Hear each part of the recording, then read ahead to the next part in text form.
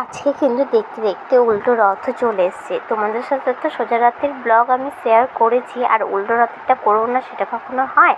আজকে উল্টো রথে হুট করেই জাস্ট সামান্য প্ল্যানেই আমরা বেরিয়ে গেছিলাম। এই রথটা কিন্তু আমাদের পাড়ার রথ।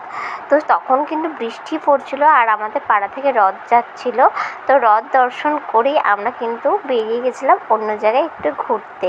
হুট করেই তো আমরা যখন রাস্তা দিয়ে যাচ্ছি, রাস্তাও তো দেখলাম কত রথ যাচ্ছে, কত মানুষ, চারিদিকটা সত্যি ভীষণ ভালো লাগছিল।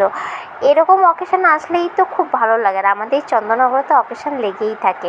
দেন আমি আর বৌদি গেলাম একটু বেরু করতে, গেছিলাম একটু স্ট্যান্ডে।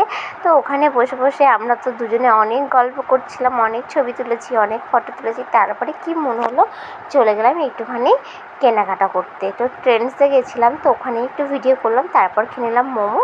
আর তারপর ভাবলাম কি চলো একটু আইসক্রিম খাওয়া যায়। আজকের ব্লগটা এই পর্যন্ত, টাটা।